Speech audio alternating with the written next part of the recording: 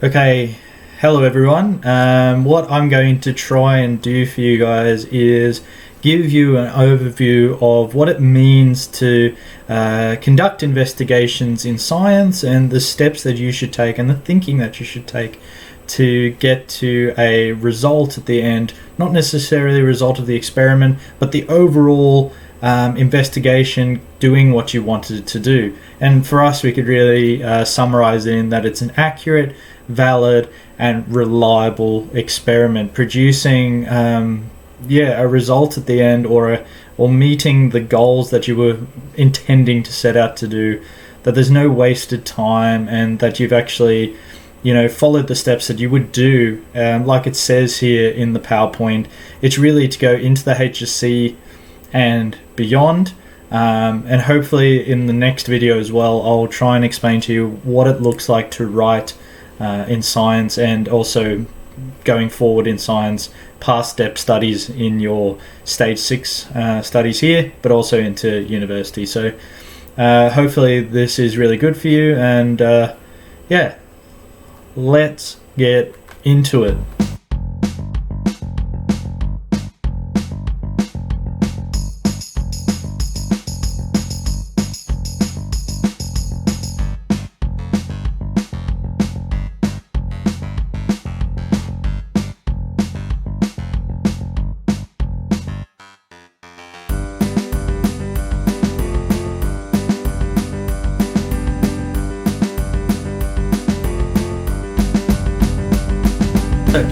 What we're going to start off with is questioning and designing investigations. Now, really the goals of it is that a scientist needs to be able to scaffold of scientific inquiry to achieve meaningful research. And to be scientific, you have to have specific hypotheses. We call them scientific predictions, but it's not actually that. What we need to do is start getting used to saying that our independent variable, the thing that we're changing, the thing that we're observing that's happening, is actually causing an effect in the thing that we want to measure. Now, that's how we need to start wording those things, rather than saying, I think this is going to happen. But we'll get to that more in a minute. But what we're trying to do is translate our vague observations into these associated terms that can be measured. And we need to be good at questioning and asking the right questions. So we're going to just do a few things here to try and get good at questioning.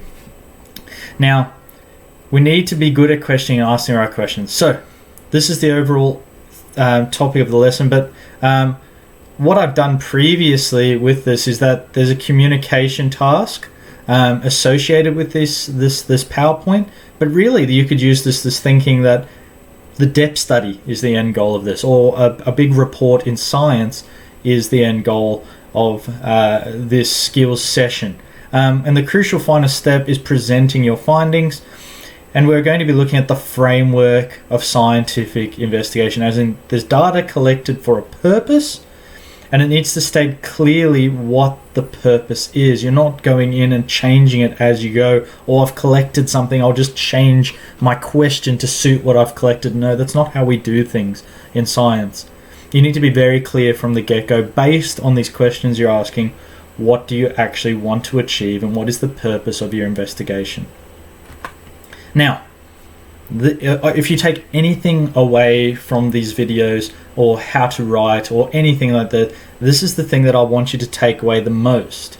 The framework for scientific investigation. This is really how I see it after going to university and doing science for a job as a marine scientist. This is kind of how I see the framework for scientific investigation, and what I want you guys to start taking away from these videos, really. So the first thing is observations.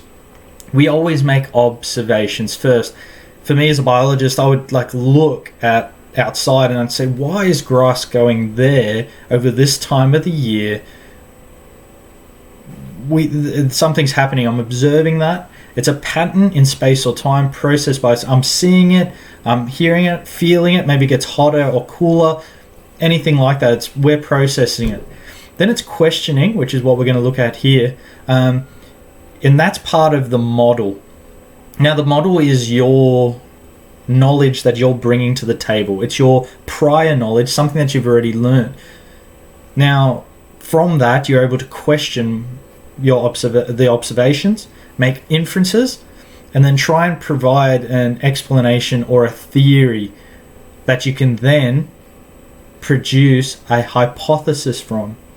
So you're hoping that you're going to see something happen. So an increase in temperature will lead to increased growth of plants. We've got an independent variable that's affecting the dependent variable. Very simple one there for us to even think about. And now that we've done that, we have now something that we can experiment or investigate. And that's why we get to 4 as investigation. The critical test to answer our questions that we've done from our model based on our observations that we've made a hypothesis for. And from there, we need to represent and analyze. You need appropriate data handling and results. You needed to condense it. You could do it in one graph, all of your stuff, and it could show so much information. That's why we're so, finicky about trying to get you guys to think about what is the right graph to use. What's the one that's going to show my reader the most information? Now, that means that you need to handle the data appropriately. The simplest thing that people get wrong most of the time is, where is my independent versus dependent axes? As in, the thing that I'm changing and now the thing that I'm measuring. But also, very importantly, in that investigation stage is trying to make it valid. And most of the time, to try and make an experiment valid is that you have a control. And the control is the thing where you haven't changed anything, so that you can see if your changes in the independent variable are actually causing the desired effect, or the inferred effect based on your model. And this is where we're going to start talking about really in the communication section to your audience. Because really the final thing is, you need to communicate to someone. You need to present your findings, all of your conclusions, and the changes that you would like to make next time to try and find out more, to really resolve and try and figure out what's going on in that thing that you've observed. Okay? Now, in observations, we have patterns and processes. Where, how many, how large, how old, how frequent, migrations. It doesn't matter what causes the pattern, the mechanism, or the process, but you must start here always. Why would you come up with an explanation for a pattern that may not exist? So observations is always the first thing that you do in science. Now, here's a little observation test. It's just something to get your mind thinking. So what you're going to do, we're just going to watch this video together, and you're just going to have a play at looking at this.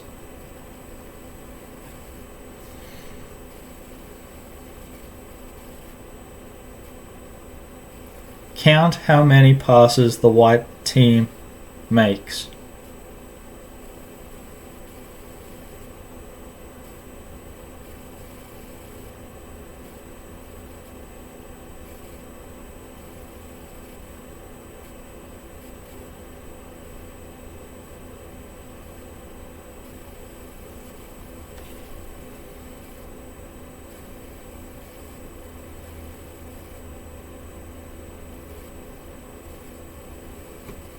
Got ya. So you guys would have been so focused on what is the actual amount of passes. Did you get it right? Did you get 13? But did you see the black belt gorilla passing through while you were trying to count? You can see him there now in the middle. And I think it's just quite a cool thing to say, like, how good is your observation? Just a thought there.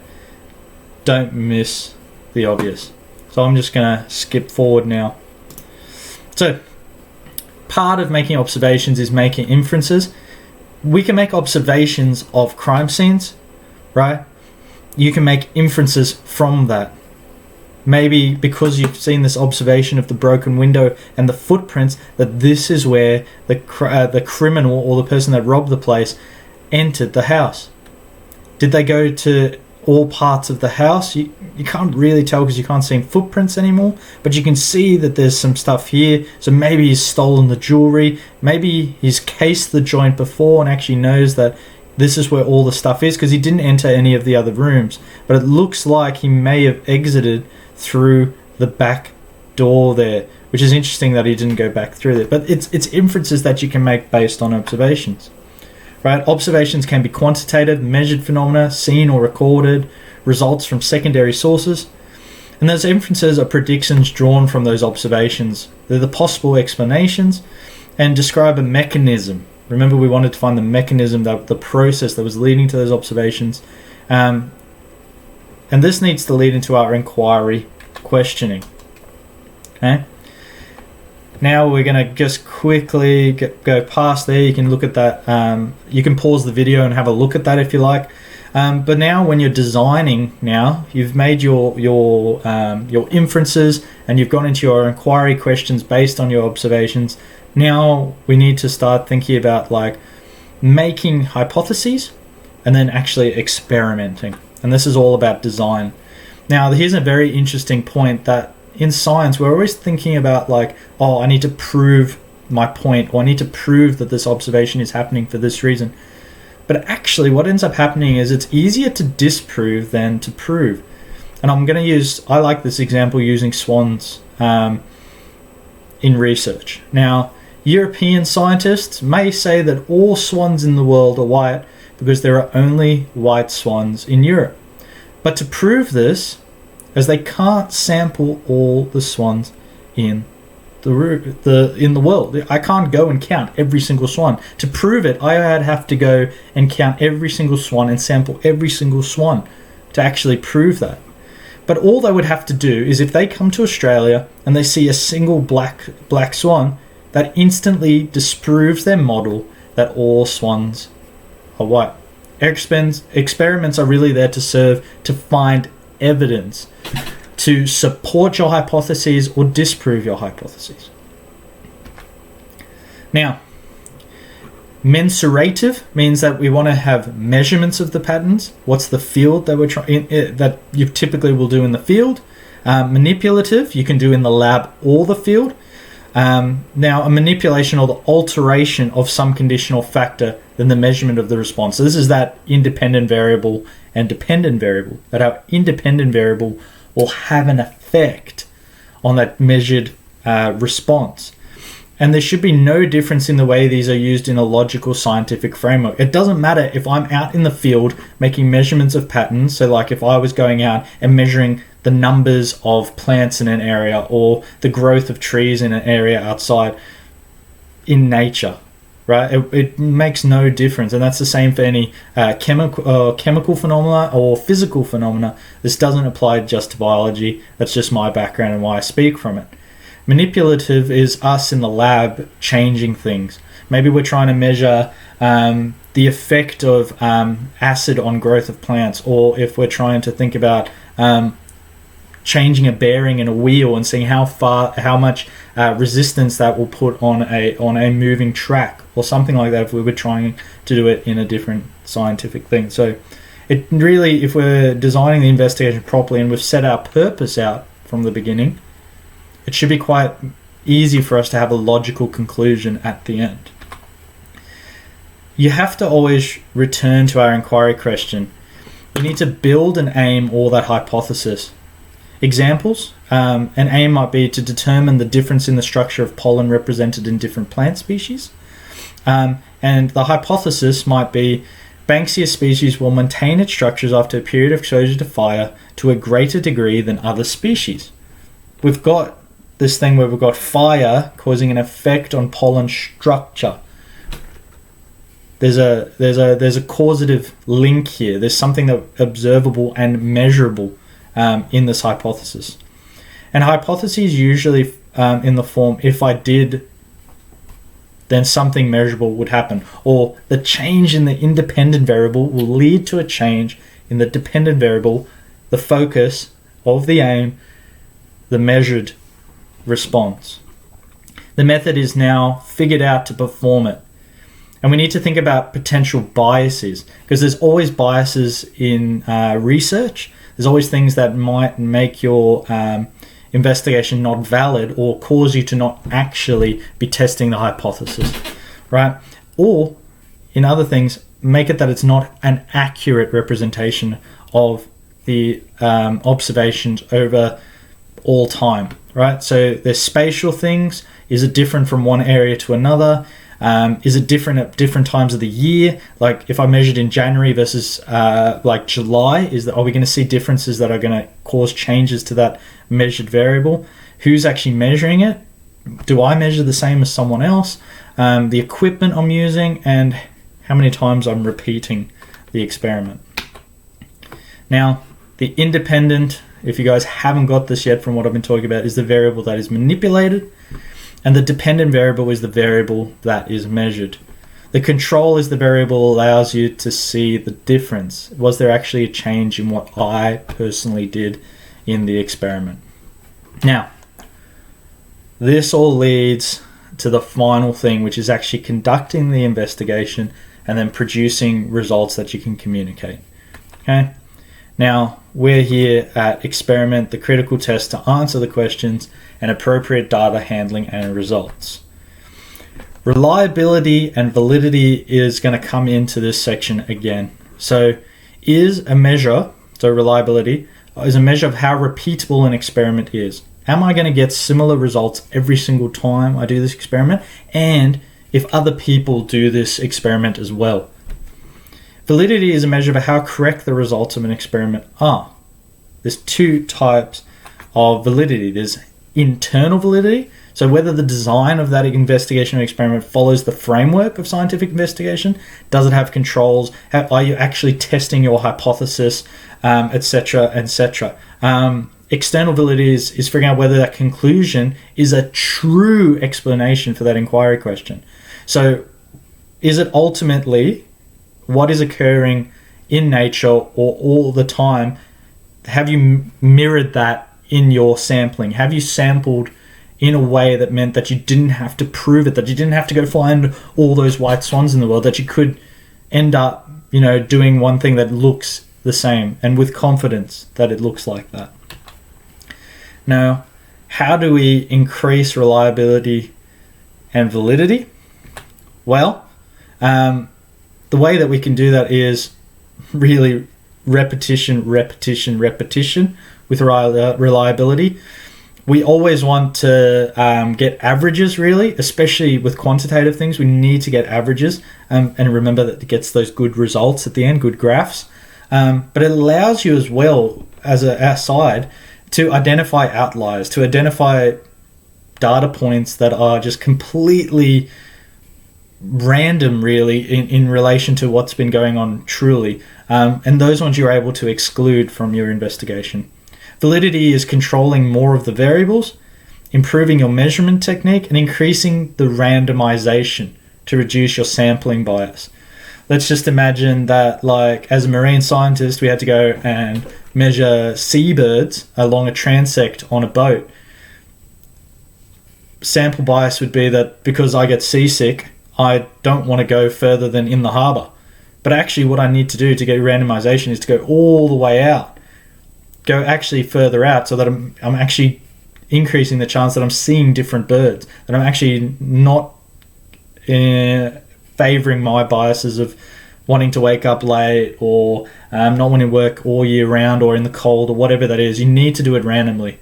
And find a way of doing it that way. Random number generators for quadrats or areas of, or determining where you want to sample within an area. Random numbers, random letters, all those things work quite well for that. Hooray. Now, again, if you're doing this and wanting to pause the video and stuff, I would try and get a name, something like determine the fire tolerance in whatever Australian native plants, hypothesis based on the features of the plant, moisture content, the bottle brush will lose less weight and therefore be the most fire tolerant. You can develop a method from that, the required materials. And the thing is that with your depth study, it could either be a secondary source investigation or you can do a first-hand investigation. And it's actually quite good for you that if you find something similar to what you're doing, to critique that as well within your discussion section. I'll get more to that in the writing. Now, representing and analyzing. There's 3 ways for us to examine data. We generate tables, we convert data into graphs or other visual displays, or we use statistical text. But we're probably not going to get into this heaps in high school level unless you really, really want to get involved in it. But they're a bit yucky and a bit hard, especially when we're using free software, which is more than likely what we would have to do in high school. But statistical tests are those ones that are really going to give you a bit of meat to see if you've got a significant result and whether we can be confident that the result we did is valid in that external sense, that it's actually representative of what's going on in nature. Now, here's what I mean by looking a bit yuck. Yeah, it's just a bit gross and we don't really have to worry about looking at this just yet. But again, if you want this explained further, you can talk to me, you can send an email, you can actually come and see me at school when we eventually get to go back to school again, I mean. You need to be wary of incorrect assumptions. Data analysis occurs only after you're done collecting the data. It should be quick. You pick your analysis methods, apply them in a plug-in kind of fashion, and then you're done. But data can stand alone without additional context. We can't, you really can't do any of these things this is kind of what I meant at the start where I said you don't do anything ad hoc, you don't just kind of change things as you go along. No, you can do data analysis the whole way through, taking out the outliers. It's not quick often. You have to really think hard about it and how are you going to present things the easiest possible way. This is why in your depth study or in a report, you're really wanting to get your data efficiently so that you can spend the time required to do this part really well. And you need to give it context. You can't just let it sit there and have no explanation. So here's just a question here. So could invertebrate food choice lead to savings in pest control? Here's some graphical representations of that. It gives an overview of the data. You can see a general pattern. And this is where statistics can become useful. Because straight away, even without any statistical analysis, you could see that there's a significant result there, and that leaves are significantly higher than all the other sections of the plant in terms of percentage of total time that pests would stay there. And this is actually data I collected myself. And remember, your conclusions and the work that you do in the discussion is very important. You need to include any changes that you would make to make your design more reliable or valid. Discuss what leads to any issues that were experienced. Was there time constraints, equipment restraints, and safety constraints? And in your opinion, were the results significant? Thanks very much for watching this. I hope it's useful for you when you're completing your depth studies to think about our framework for scientific investigation. That first, we're making observations. You're then using your inherent knowledge, your model of natural occurrences, questioning and inferences to try and figure out some theories about what's going on. You then make a testable prediction that the thing that you're looking to change or a variable that's changing is leading to the change in your measured phenomena. You're then going to do an investigation to actually test that, to get your critical test to answer your questions. Then you're going to go and appropriately handle your data. You're not going to just do it randomly. It's not a quick thing. It's not a quick fix. It's something that you're really going to be deliberate about in choosing what you want to represent it as, whether you want to do a table, a graph, or any other type of way of representing it. And then now what we're going to do is talk about how to do your writing, that critical presenting your findings in the how to write a scientific report video. But thanks for watching this one, and please pause it and take notes if you want to do that. And yeah, thanks heaps for watching, and I hope this really helps you.